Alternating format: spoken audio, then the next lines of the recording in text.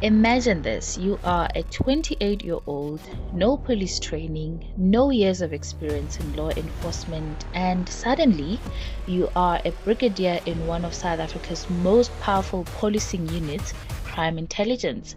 That's exactly what happened with Dineo Mokwele, and this story has the whole country talking. Dineo Mokwele is not a household name, but in police circles, she's now infamous. Before she wore the SAPS uniform, she worked in cybersecurity, reportedly for BMW South Africa. No training at the police academy, no history of serving in the SAPS, and then, out of nowhere, she is appointed as a brigadier in crime intelligence, one of the most secretive and powerful division in the police. Her appointment raised red flags across the country. Why? Because normal police officers, even hardworking, loyal ones, spend years climbing the ranks. From constable to sergeant to lieutenant, all the way to colonel and then maybe brigadier. But Dineo skipped all of it. No proven policing experience. Is it true, Willem? I don't know if you know, but the person you're referring to that got this job actually has no background at all within the SAPS. Is that your understanding? Do you know anything about this person? Yeah, it was broken in the news, and it was a young lady. She was not even 30 years old. She was appointed, as I could gather, or remember correctly, she was appointed in a management position as a brigadier without any policing or intelligence experience.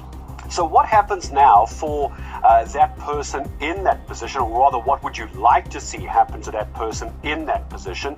And just what a key role did she play in crime intelligence? Do you have your doubts that perhaps our crime intelligence has been negatively affected?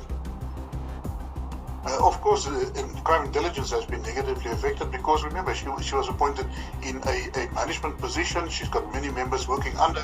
And if you're in a management position like that, you have to provide leadership to your teams, etc., and that didn't happen. But fortunately, it seems that they managed to uncover this at a very early stage before that person could actually really start to work, and that was stopped. So what is happening is, of course, the appointment will be ruled as not board, and then she will not be appointed in that position, or she will be fired.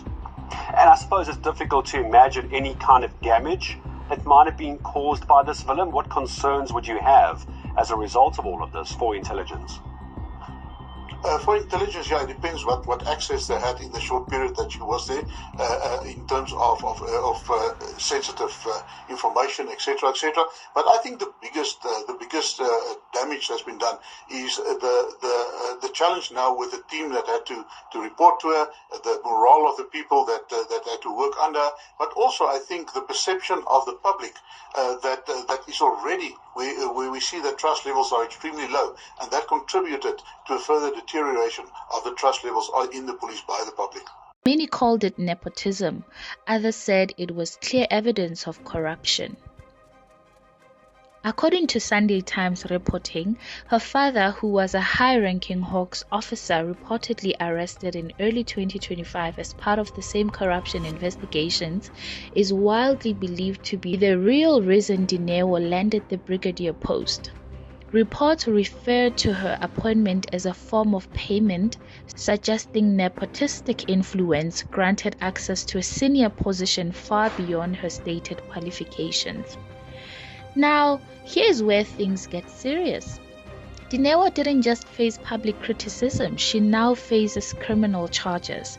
She's one of 7 accused in a high police case being investigated by the National Prosecuting Authority's Investigating Directorate.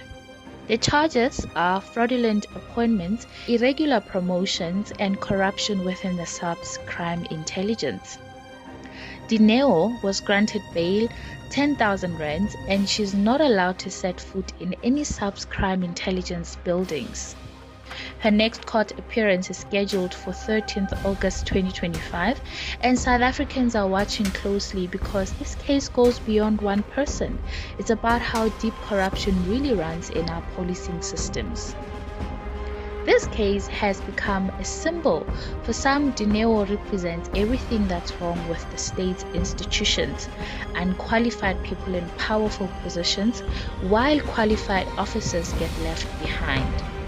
For others, she's just one piece in a much bigger game where crime intelligence is being used for politics, not for justice. So, what do you think? Was Dineo Mokwele just a young, skilled IT expert in the wrong place, or was she fast-tracked by people in power to serve their own interests? Leave your thoughts in the comments, and if you want more deep dives like this one, hit like, subscribe, and turn on notifications. This is It's Unfiltered, where we unpack South Africa's real stories.